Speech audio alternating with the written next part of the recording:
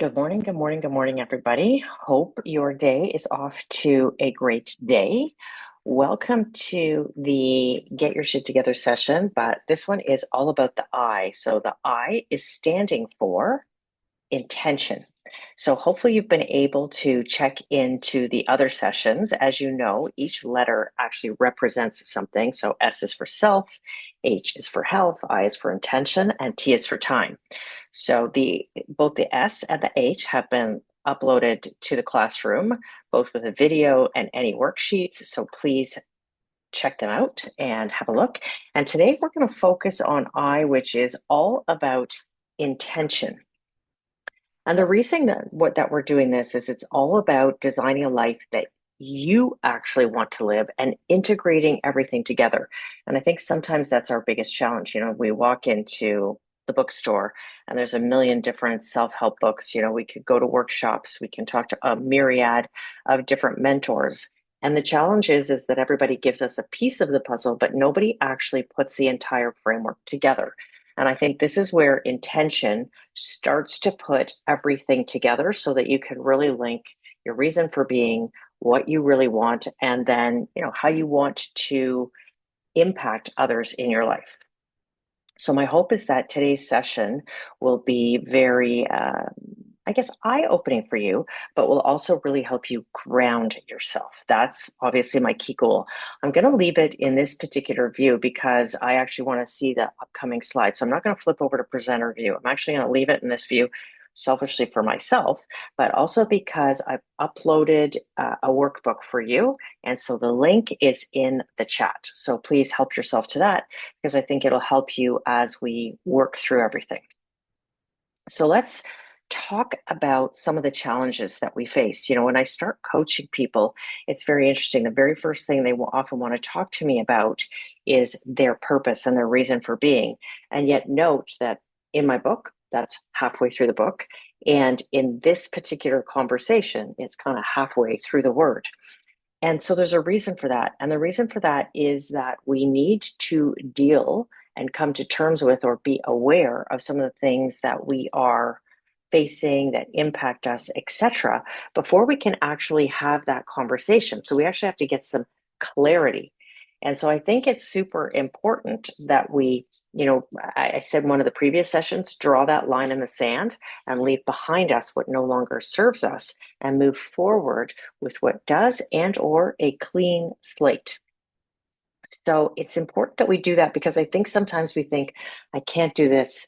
It's not really right for me. And yet it's something that you really, really want. So if it's something that you really, really want, and sorry about that, then we need to figure out how to really, really make that happen for you. So intention is not something that we just kind of lob out there and make a wish to the universe. This is actually something that is already within you. So this is, I want to say your God-given birthright. This is the magic within you. This is, the seed that was planted as you were coming to fruition that really is the reason and the purpose that you were put here. And that's that niggling feeling inside of you when you're not serving that or things feel out of alignment. That's where that niggling feeling actually comes from. So today what we're going to do is we're going to go through a bunch of different things to help us really come to terms with our intention. So first we're going to talk about purpose. Then we're going to talk about vision. Then we're going to talk about legacy, and we're going to talk about values and principles. And we actually need to talk about them in that order. And then when you see them in that order, you're going to see how they all connect with each other and then how they all move together to serve us. And it is in getting clear on these, I said this at the very beginning of one of the sessions, clarity breeds focus, focus breeds mastery. But in that focus and mastery, we also get momentum. And I think that's the key piece. So many of us have so many thoughts in our head, which is amazing, but we need to get clear on, who we are and what we really want. And with clarity, you can then zone in and kind of negate these things that don't serve you. And then with that, you can actually carve a path forward, which is all about momentum. And then when you carve that path, you actually see that it's sometimes not as overwhelming as the burden that we sometimes feel and carry. So let's hop into it. So your purpose is really your anchor. It's your North Star. It is, your shining light and the thing that makes you different than everyone else out there.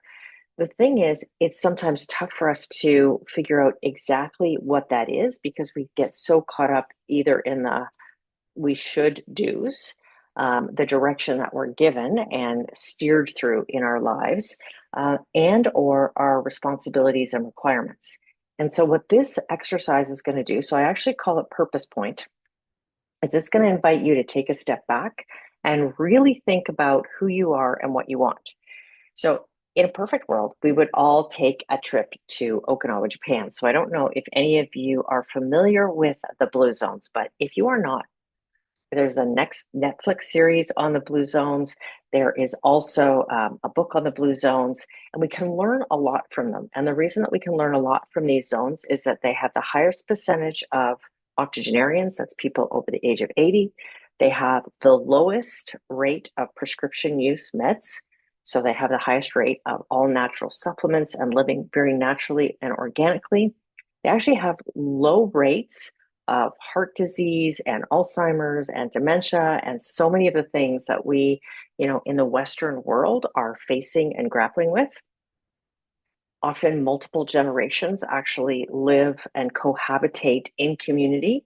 And each of those generations really feels a purpose and reason for being within their community, which is part of the reason that they get up and get moving every single day, because there's something that and someone that they are responsible to or for within their day that helps to get them out of bed on the days when they don't want to get out of bed. I'm sure all of us feel that way. This whole learning about these blue zones and that way of living that allows us to live more healthy and live longer and live with purpose actually started to be discovered in Okinawa, Japan. And then as a result of that discovery, we started to note it in other parts of the world. And then as a result of that, we've actually started to model it and try to now take that and create it in different city centers. And it's working. Obviously, there's some nuances to it. But I think a key piece is coming out of Okinawa. Many of you will have heard the expression ikigai, and it's a term that is used to really help you find your center and your purpose, your reason for being. So there's been books written on this, and they have literally this crazy Venn diagram of concentric circles that when you complete each area and bring it together, it helps you in the center really understand your purpose. And I love this theory, but I find when we bring it to North America or to the Western world and we start to talk about it, there are some challenges to the understanding because, of course, we live very differently. So I've kind of created my own version of this. So I actually call it Purpose Point. And I would invite you to do this. And you'll notice that although I'm giving this to you and in your worksheets, it's on one piece of paper. But what I'd like you to do is look at each of these columns when you do them in silos. So I don't want you to look at them and work across the page. I want you to look at each one in its own silo. And what I'd like you to do is almost work on them independently. So do one, then leave it, go get a glass of water, coffee, do the next one, rinse and repeat right across the board. And then I'd like you to leave them out for a couple of days and continue to add to them. So this is kind of an exercise that I'd like you to ruminate over. So the first thing I want you to think about is, what do you love? Like, what do you really love to do? Do you love to garden? Do you love to fish? Do you love to bicycle? Do you like to fix bicycles? Do you love dogs? And so you want to be a dog walker? Like, what are all the things that you love to do? And think about all of them and don't judge them. Don't wonder anything about them. Just list them. And ideally, there's ideally not enough lines here. So just keep filling it out until you cannot fill it out anymore. And that's why I ask you to leave this out for a couple of days, because you're going to think about other things as you go along. You might love making apple pie. You might love making jam, whatever it is. Keep adding it. Then I want you to think about separately, what are you good at? And sometimes, that comes to the surface quite quickly, but I also want you to think about, what do people come and ask you for help on? That's often a good trigger as to what you're good at, but you're probably better at more things than you sometimes realize. So you might want to dig back into previous sessions and specifically the one on the self and take a look at your strengths and your accomplishments. So really take the time to think about, what are you good at and record all of that. Then leave that and again, continue to come back to it. And maybe I even ask your friends and family, what do you think I'm good at? But I guarantee you there's probably more things than you probably realize. And the next thing, what can you be paid for? And so there's probably lots of things that you could be paid for. So think of all the things you could be paid for, from the sublime to the ridiculous. And the reason that I'm saying this is I'll tell you a funny little story after I go through this chart about someone who ended up, going from a fear of being homeless to paying their rent and paying an income because they literally realized this funny little thing that they were doing that now could be revenue generating. So think of all the things that you could be paid for. Dog walking, gardening, whatever it is. And don't think about the other two charts, just write it all out here. And then the last one is, what does the world need? And admittedly, the world needs a lot of things. But what is it specifically that relate to you and would impact you? And that, if it was a perfect world, you would like to have an impact on that particular issue. And so write that out. And then what I'd like you to do is just leave these, continue to add to them over a couple of days.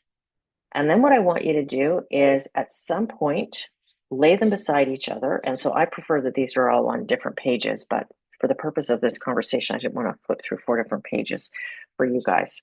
So what I obviously accumulated them here, but what I'd like you to do is literally lay them side by side, either on a table or use painter's tape, tape them to your wall. And what I want you to do is take a bird's eye view at them. Because sometimes when we take the bird's eye view, we don't see opportunities that are right there. When we do take that bird's eye view, we start to see new things about ourselves, new ideas, etc. And so this is how we can actually start to bring these together. You start to see there's some connectivity between what you love to do and what you're good at. That's where your passion is. When you look at what you can be paid for and what the world needs, maybe this is work that would give you fulfillment and joy. And when you look at that, is there connectivity to your passion? Is there something there that you perhaps didn't see before? And then when you look at that, because obviously now as we're having this aerial view, you have some things that you're good at that could potentially connect to a passion that you could be paid for and the world needs. And obviously that is the win-win-win. So I'm going to take a second to tell you my crazy little story. So I had someone that I was working with, and this person came to me and was very uptight because they were limited in the type of work that they do because they had some physical challenges that didn't allow them to get, part-time jobs where they were working in hospitality or working in a retail store and were on their feet for a lot of the time. In addition, they were inexperienced, they were new to the working world. And so really tough for them to even figure out, how they were going to get a job at a company because they hadn't actually acquired that experience yet. So this is a young student just about to graduate. I'm literally panicking because she had a deadline with her family that she had to move out and was terribly afraid that she wasn't going to be able to pay her rent. So she's commiserating and literally having a panic attack and was like, okay, I got to breathe. I'm going to go back and do this work. So she went back and did this chart. And then she sat and looked at this. And in the process of this, she called me and she said, you're not going to believe what's happening, but I am a avid gamer. I love gaming. It's my escape. It's where I go. I meet people, etc. And in the process of gaming, I created this avatar for myself. And this avatar had all these bells and whistles. It had, physical features. It also had sounds, etc. And so it had all these things that it was able to do. And so she said, so I looked at that and I was like, oh my gosh, like this is so much fun. And she really took it up a level and really elaborated on that. Add to that, then what she did, okay, don't leave it there. I put it on pause. Leave it there. I don't want you to do that. I put it on pause. I know because Say is going to bark. I don't want you to do that. This is more important, Mom, than your eye. Like your eye is more important than anything else. Everything else can wait a second. I just told them 1 second. That's fine.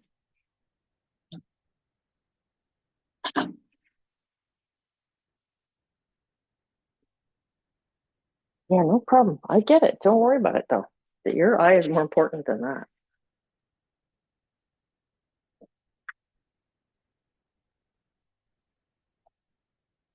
Okay, I'm back. Sorry about that, guys. Okay, so in the process of this and in the process of her gaming, what she discovered was that people were starting to reach out to her and say, how did you do that? Where did you do that? What did you do? Blah, blah, blah, blah, all these questions.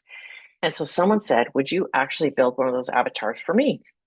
So she was like, sure. So she built the avatar for them, didn't really think much of it. Well, then somebody else asked because they saw that person's online. So that person connected them. And then she said, like, this is actually starting to become a thing. I think I have to charge for it. And therein lies my story. What ended up happening is that she's just started creating these avatars for people. And she went from charging $25 to $80 because they had all these bells and whistles. And then she went on to create tons of these avatars. So here's the thing. This is not what she went to school for. This was a passion that she had. However, she did go to school for advertising and marketing. And so now she was seeing a trend in her own skills and development and a business that she had created out of a passion. So, long story, not short, she ended up paying her rent and being fully self sustaining because she figured out what she loves to do. She's good at it. She could actually be paid for, and people wanted and needed it. Bingo. So, I wish that for you. So, I find that this is a really useful exercise. So, I would invite you to go through this exercise. And I think the thing is, too, is that one thing I want you to take away is that this is an exercise that evolves through life. So your purpose today may not have been your purpose 5 years ago, and it may not be your purpose 5 years from now. But the thing is, you can definitely evolve. As you evolve, you're going to learn different things that you're good at, learn different things that you love. And so the good thing is that it's evolutionary. It doesn't have to be revolutionary. It might feel revolutionary the very first time that you do it, but as you start to do this, it's just going to feel as if it's just part of your being. And when you actually go through this consciously, your awareness will heighten as to what fits for you and what doesn't fit for you. And so therefore the kind of work that you say yes and no to. So when we get to that point about the kind of work, this is where we start to find that there is a bit of a balancing act that starts to happen with your purpose, because we all have, as you start to figure out your purpose, it's now trying to figure out, okay, how do I manage my life, my goals, the things I'm doing every day and the direction that I want to go in. And I think life is a bit of a balancing act. And I do kind of say this a little bit tongue in cheek, but I think sometimes it's a ballet where everything is eloquent and there is pressure that you don't see. Sometimes it is a full on blasting rock concert and you want to put your hands at the side of the head or scream, depending on the kind of music that you like. And sometimes it's like country music. So there's a lyricism and a narrative and a story to it. But in my opinion, it's really challenging to find perfect balance. And I'm not really sure that perfect balance exists. But what I do think can exist is you can find a place where you have fulfillment. And therefore, as these two areas in your life shift up and down, you can start to feel as if that's okay because there is intent behind what is happening and you can feel the ebb and flow of it. So let's talk about, the BHAG and the dash, and then we'll talk about values after that. So the BHAG and the dash. The BHAG is your big, hairy, audacious goal. So this is the big vision that you have for your life, where you want to live, how you want to live, the kind of work you want to do, the kind of car you want to drive or not drive, bicycle, walk, whatever it is, the kind of family you want to create, all the big things. Your dash is that small little line that is between, the year you were born and then the year that you pass on. And so all of that is that tiny little line encompasses so many things, the big journey of our life. So how do we optimize these two? Because in fairness, They're kind of on different ends of the spectrum. So this will make sense as we actually go through this exercise. And I don't want to give it away yet, but let's go through it step by step. So let's first of all talk about your BHAG. Your vision is all about the life you would like to have for yourself. So now that you've done your purpose work and you know what's actually going to fuel you to want to get out of bed in the morning, what if you took the time to now create, assuming that I get out of bed in the morning and I'm doing that kind of work, what kind of life am I going to have when I close my eyes in 5 years or 10 years? And really think boldly. And I think sometimes we don't think boldly because we have all of those limiting beliefs and fears and everything, the things we talked about under self, under the S and, getting your shit together. But what now that we've let go of those or we're aware of them, but we're not going to let them hold us back anymore. What is on the other side of that? So in your workbooks, what I did is I provided, in 10 years, if everything the work that you want to do turned out to be better than expected, what would be true for you? What would you see? What kind of life would you live? How would you wake up every day? And so I would ask you to do a bit of an exercise. Think about some of these prompts, but my suggestion is that you actually kind of dream with your eyes closed and your heart wide open. Put on music that you love.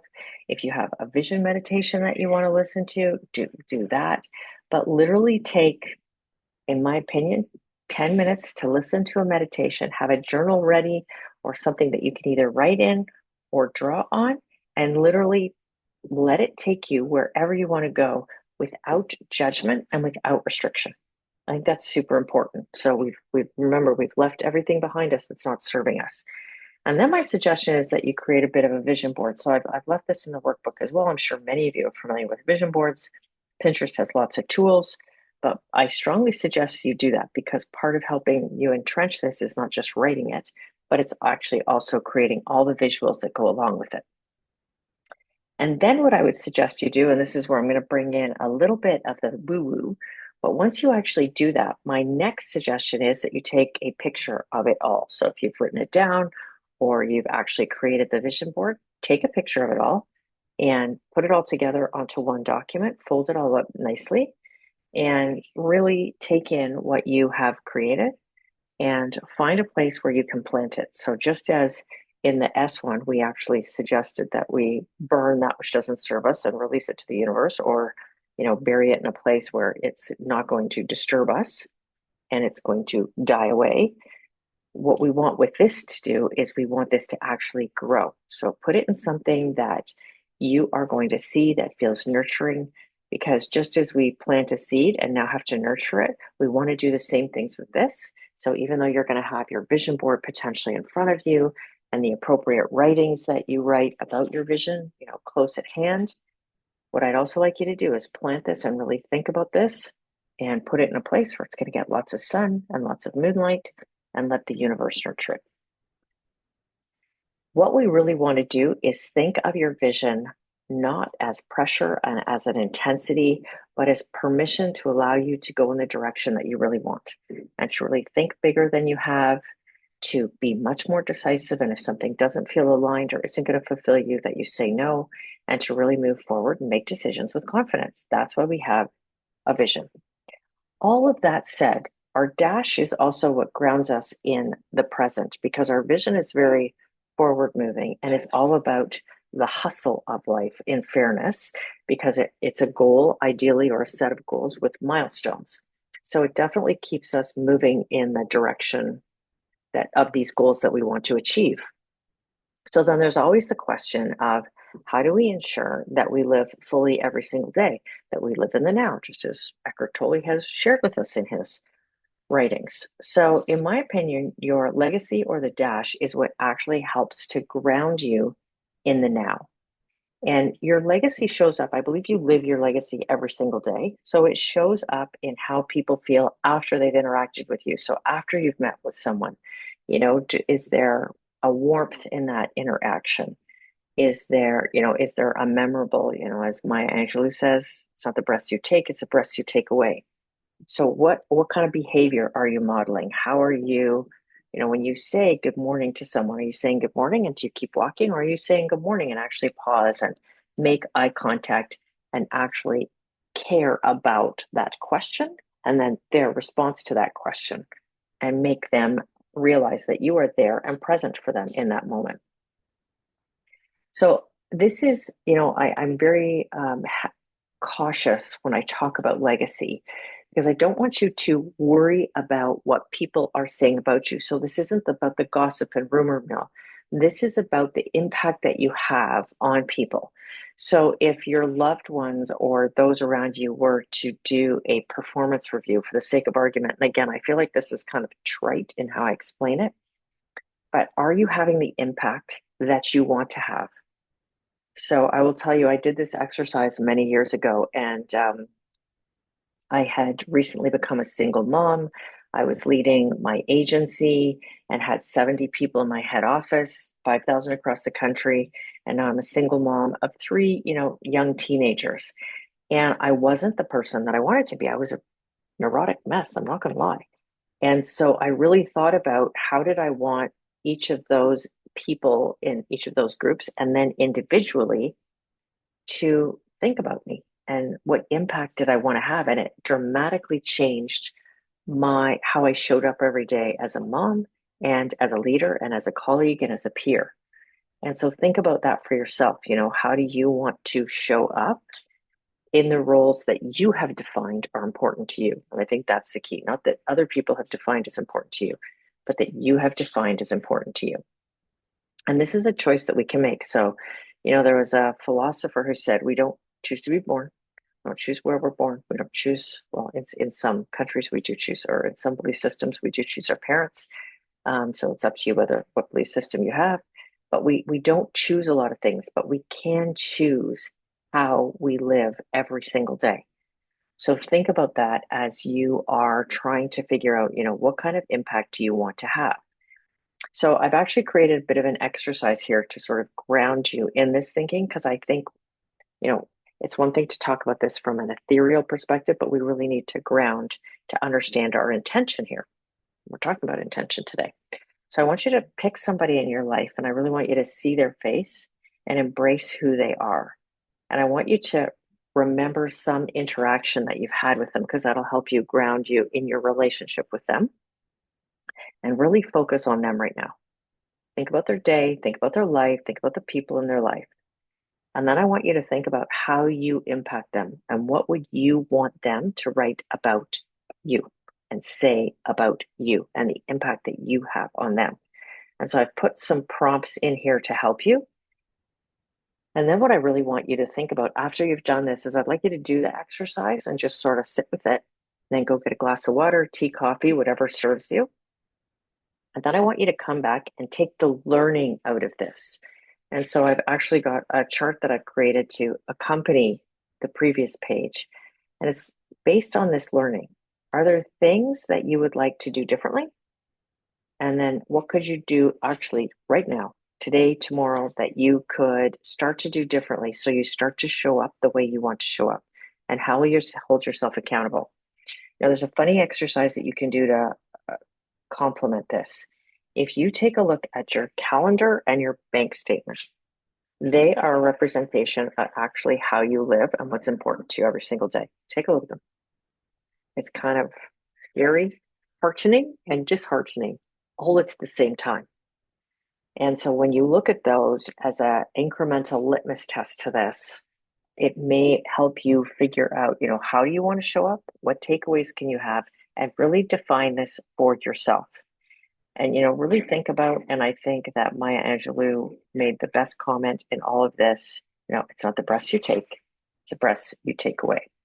And so how many breaths can you actually impact, and how would you like to impact them? So I'm going to leave that for you to think about, because I truly do believe we live our legacy every single day in every interaction that we have. And so make it real.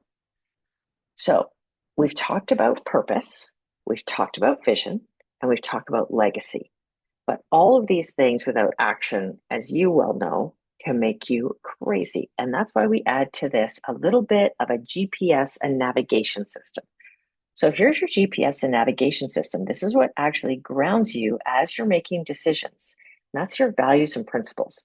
they help you navigate the balance between, your big, hairy, audacious goals and your impact, and help you make sure that your purpose is something that is really true to you, fundamental to you, and fulfilling to you. So your values and your principles are the rules that you live by. And sometimes you create these on your own, though. Sometimes they come from your family, from your culture, from traditions, from a whole bunch of other experiences that you have, a myriad of different places. But what I want you to do is really think about what is important to you. And I realize this is a bit challenging. So what I've done is I've listed a whole bunch of values. And admittedly, there's hundreds of values. If you Google values or you chat GPT values, there's pages and pages and pages. So take a look at the pages and pages and pages and really, decide which ones are your top 3 to 5. And I say that because we do have to narrow down and we have to make choices. And then what I want you to do is take that value and write it down. And I want you to write down how you define this value, not how a dictionary or Wikipedia or your mom, your dad, your brother, your sister, your boss, a colleague, a friend, not how any of them define it, how you define this value and how it shows up in your life and how you bring it to life in your life. And then moving forward, how will you reflect this value? This exercise is super important. The reason it's super important to go through it in these steps is that we are often attracted to a person or a job or something because we say, oh, we're aligned with their values. They have the same values I do. So I want to work with them. I want to be with them, whatever the case may be. And then what happens is fast forward a few layers or a few years, look at our divorce rate. Look at our employment rate shifts as a result of being out of sync with values. So when you think about that, it's like, so were our values really in alignment? Now, in fairness, we all evolve. And so, how things show up and what's important to us definitely changes over the course of our life. But I actually think that the greater issue here is how we define the value. So I could say family is very, very important to me. And so for me, that may show up in my life by talking to my family every single day. To someone else, that could be talking to their family once a week or once a month. And there's no judgment in any of that. But there is a clear difference in how you show up and how you allocate your time. And I think that is super important to understand. So I would propose to you that you really think about, okay, how are we showing up? How is this value showing up? What does this mean to me? And when you are engaging with someone or something or an organization, then go through this exercise either with them or have the conversation so you understand what that value means to them. So now you're going in aware. And you may still move forward, even though there could be nuances or differences in the definition. But I think it's super important to understand, what are the differences? Where does this show up? And maybe you're okay with it, maybe you're not. And so I've also just written some incremental lines here for you to take a look at it. But, based on everything, choose 3 to 5, as we said here, and literally stick to them. Like stick to what you're going to choose, what you commit to, what you will no longer tolerate, how you're going to prioritize things, and what you will practice to help keep yourself on track. Because let's be honest, we're at a crossroads every day. We're faced with issues and opportunities every single day.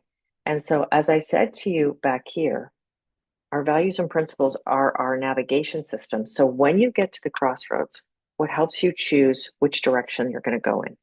So I invite you to really think about that because often we are torn. And so it's our values and principles that help you actually make that choice. So take the few minutes, actually work through that. And that's what's going to help give you that direction.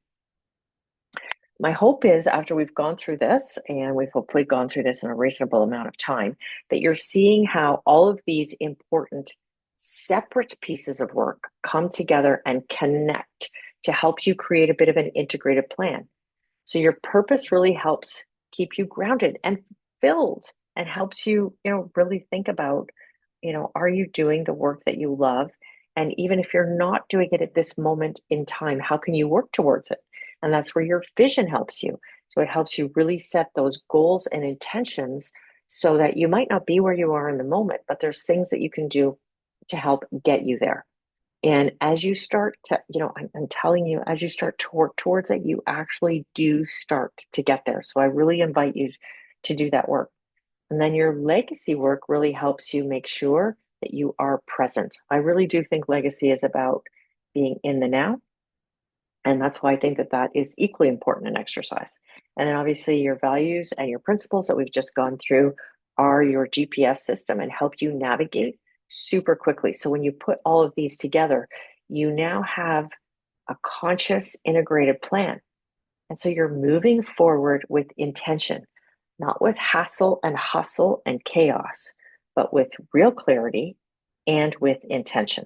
And then that is how intention becomes momentum because you have this clarity in your mind. Clarity breeds focus, focus breeds momentum. I truly, truly believe that. So, my friends, I do not expect that this is going to give you all of the answers today, but I do feel as if this framework helps you get clear on your direction and your reason for being and all that is truly important to you in your life. And I hope it helps you have momentum and fuels you and give you the motivation and energy to really start thinking about what you want because you deserve to live the life you desire. So get your shit together, do this work, and wait for the next section on time. Take a look at that because I think that will equally serve you as a next step in this conversation. Have a great day.